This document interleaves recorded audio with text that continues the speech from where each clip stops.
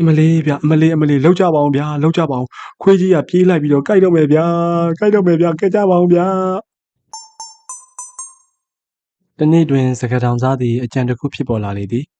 ၎င်း၏အကြံကိုငလက်တွင်နှင့်ငညိုအားပြောပြလိုသောကြောင့်ငလက်တွင်နှင့်ငညိုရှိရာရက်သို့ထွက်လာလေတော့သည်နားသို့ရောက်သောအခါစကားတောင်စားကမင်းတို့သိရဲ့အတိုင်းကွာတို့เจ้าရဲ့မြောက်ဖက်ကျောင်းကဘုံရင်ကျောင်းမှာအင်မတန်အရသာရှိတဲ့ပိနေတီကြီးတီးနေတယ်လေ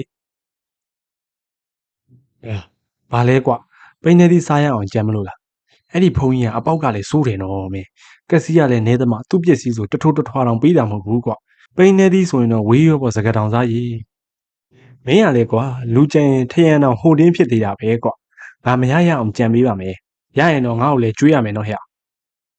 စကားတောင်သားကြီးမင်းအဲ့ဒီဘုံကြီးကဗဟုပညာနဲ့ဝါသနာပါတယ်ဆိုပဲကွာ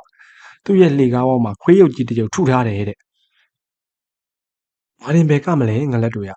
ငါစုံစမ်းထားသမျှဆိုရင်သူ့เจ้าပေါ်မှာကြက်တူရီတကောင်လဲမွေးထားသေးတယ်ဆိုပဲကွာအဲ့ဒီအချက်တွေကိုငါလည်းကိုယ်တိုင်စုံစမ်းသိရှိထားပြီးသားပါကွာအဲ့ဒီအချက်တွေပေါ်မှာအခြေခံပြီးတော့ငါကမင်းတို့ကိုအကြံဉာဏ်ပေးပါလေဤသို့ဖြစ်စကားတောင်သားက၎င်း၏အကြံဉာဏ်ကိုငလက်တွင်နှင့်ငညိုတို့နှစ်ယောက်အားအစီအစဉ်ကြကြပြောပြလိုက်လေတော့သည်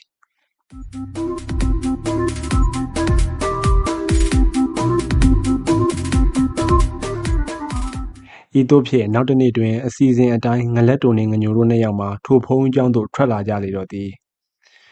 ဖုံးကြီးကျောင်းလေကားဝါရောက်သောအခါငညိုကကြောက်အားလန့်အားနှင့်အော်လေသည်အမလေးဗျအမလေးလောက်ကြပါအောင်ဗျာလောက်ကြပါအောင်ခွေးကြီးကပြေးလိုက်ပြီးတော့ကြိုက်တော့မယ်ဗျာကြိုက်တော့မယ်ဗျာကဲကြပါအောင်ဗျာအိုးဟုတ်ပါရဲ့ဗျာဟုတ်ပါအမလေးခွေးကြိုက်ရတော့မယ်ဗျာလောက်ကြပါအောင်ဗျာလောက်ကြပါအောင်၎င်းတို့၏အတန်ကြောင့်တပားလည်းသတင်းသုံးနေသောဆရာတော်ဖျားထွက်လာခဲ့လေသည်